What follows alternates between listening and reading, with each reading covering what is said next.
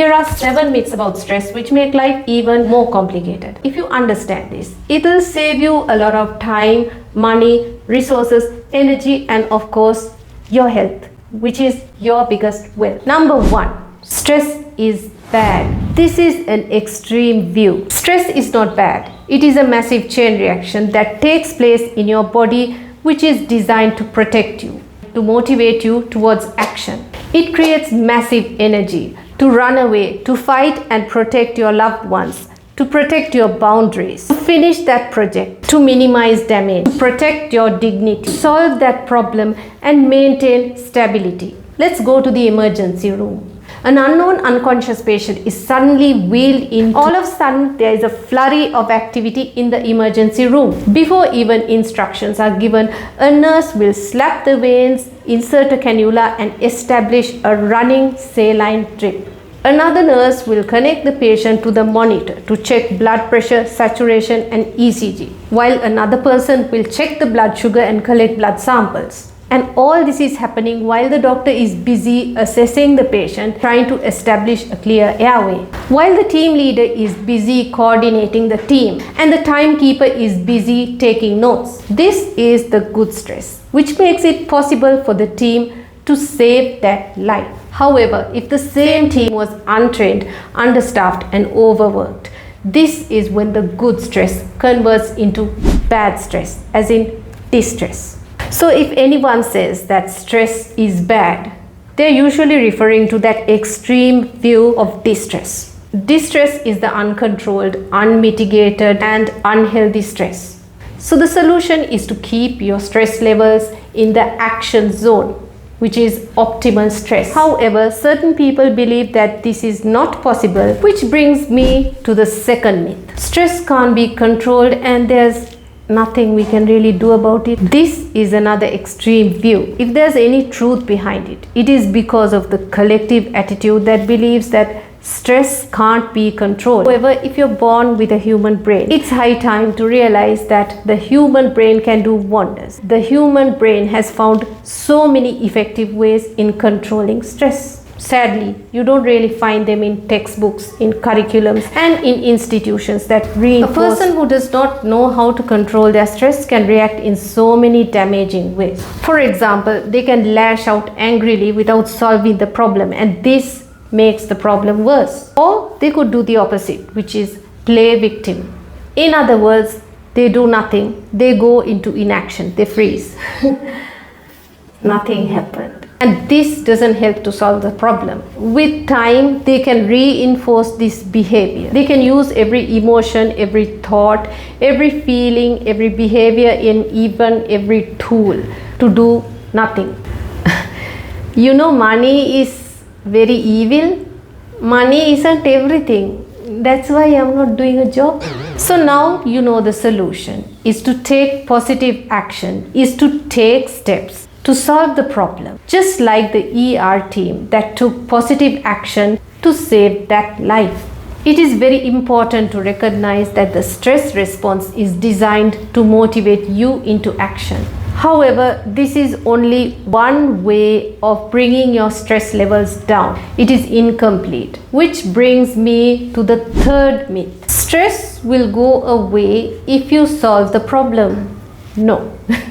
There's a truth in that. It's true for acute situations, like for example, the emergency team that saved that life. If you're chased by a dog, if you have to complete a short-term project, if you had a short-term commitment, or any acute stressor like what happened in the emergency room, that is going to be a lifesaver.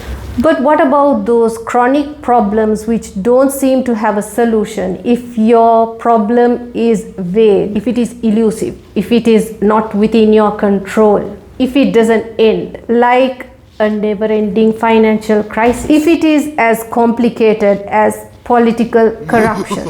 In this situation, you don't want to depend on the stressor, on the problem to control your stress response. You believe that the only way to reduce your stress levels is to wait for that magical someone somewhere to somehow bring that magical solution. Then, my friend, it is like asking the president to switch off your fight-flight response.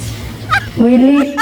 ever happen. As you can see, the solution is to separate the problem that is really bothering you from the actual stress response that is taking place in your body, because the stress response is the thing that affects your health. So you need to take care of your health. I have done a video on that previously. I'll link it at the end. Let's go to the fourth one. Stress can be controlled with the mind only. Let's go back to the emergency room. The patient is wheeled in to the ER only to find the staff nicely sitting in the corridor and meditating the problem away.